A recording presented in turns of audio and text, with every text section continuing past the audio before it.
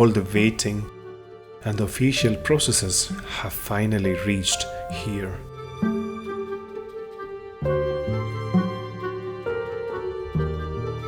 It has been 6 years since we weren't able to keep up with the project because of the yellow fever outbreak, and now finally we are able to release this new group. The howler monkeys produce one of the loudest sounds in the animal kingdom to mark their territory. But Tijuca stayed quiet because there was only a single family.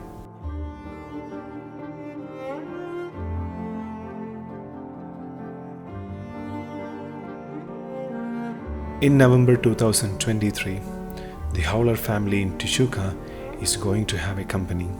The forest is going to have the second group of howlers. I'm very happy. I'll be happier when they are released, but we always focus on the moment of the release. But there's years of work and frustration and things that go wrong beside this, but things that go right too. And for me, I'm working with these animals, especially this group, since they were in captivity. And it's a pleasure to see them going to the wild again and having this opportunity to be free and live as they want to live, as they need to live. To monitor these animals, we are going to put a jacket on the male with a VHF radio that we can follow the group and monitor them after they're released.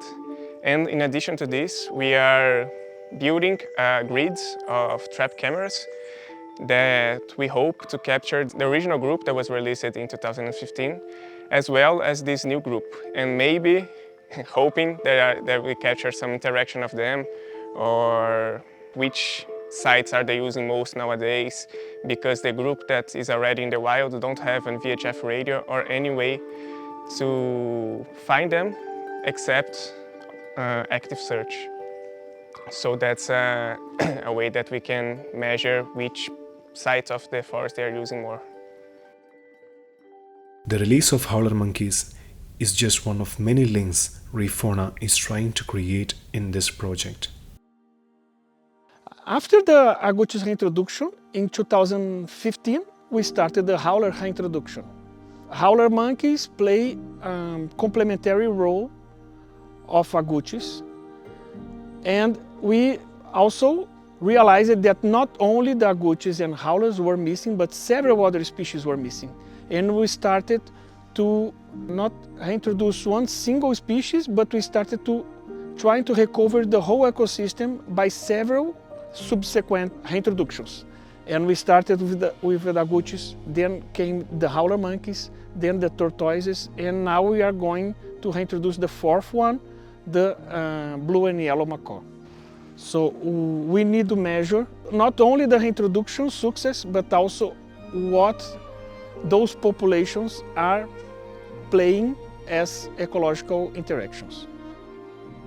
We have taken out the links from the forest, and we have to work to create it back and make it a thriving ecosystem. We should realize that nature is part of our existence, and the changes should start from us.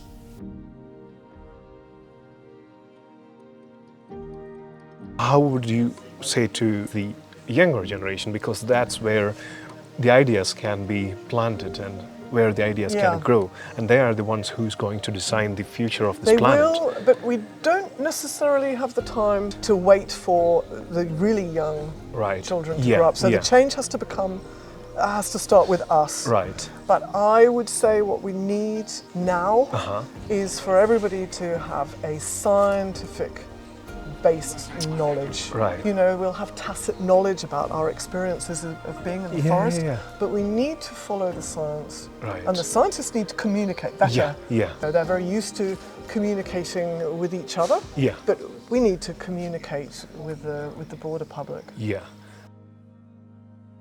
This story is not ending here. It is just a beginning. So we consider nature separate from humans, but in fact we're part of it. Even in the city, we can find habitats that support life within them. And the Tijuca National Park in Rio de Janeiro, one of the biggest cities in Brazil, is giving an example of it. We know it's not perfect, but we are working on it. Ainda que não seja perfeito, nós estamos trabalhando para isso. And this is what is creating hope for agoutis, howlers, macaws and us. These people are showing us an example of staying hopeful and working together to make something beautiful and something that lasts for the next generations of our species.